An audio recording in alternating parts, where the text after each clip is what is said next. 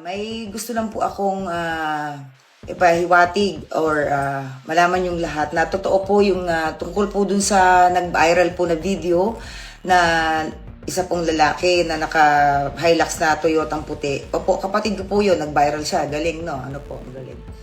Naglabas ng pahayag si Pokwang matapos kumpirmahin na ang driver ng pickup na nag-viral dahil sa pananakit sa isang magkakariton sa Antipolo City noong December 14 ay ang sarili niyang kapatid.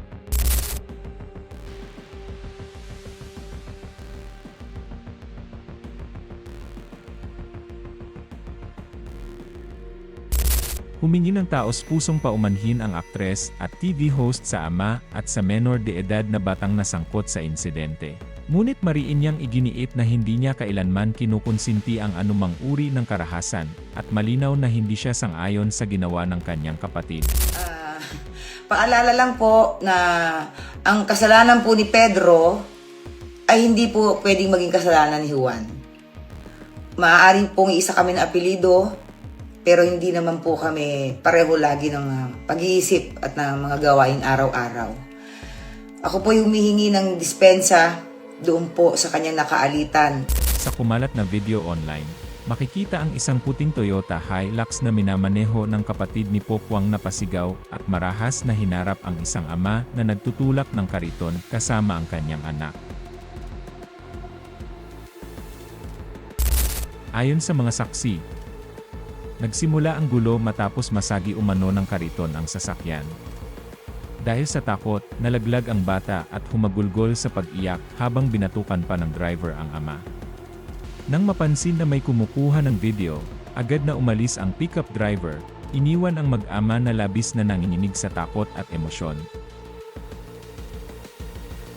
Dahil sa matinding batikos ng publiko, agad na kumilos ang Land Transportation Office at ipinatupad ang 70 araw na preventive suspension sa lisensya ng driver, kasabay ng pag-issue ng show cause order. Inatasan din ang driver at ang rehistradong may-ari ng sasakyan na magsumite ng notarized na paliwanag, habang patuloy na iniimbestigahan ng LTO Intelligence and Investigation Division ang insidente. Ayon sa ahensya, ang hindi pagdalo sa itinakdang pagdinig ay maaaring humantong sa tuluyang pagbawi ng lisensya. Binigyang diin ng pamunuan ng LTO na ang hakbang na ito ay hindi lamang dahil sa nag-viral na insidente, kundi dahil sa posibleng pagiging hindi karapat-dapat ng driver na magmaneho. Mariing kinondena ng ahensya ang anumang anyo ng karahasan sa kalsada at tiniyak na papanagutin ang sinumang lalabag sa batas at maglalagay sa panganib ng ibang motorista at pedestrian.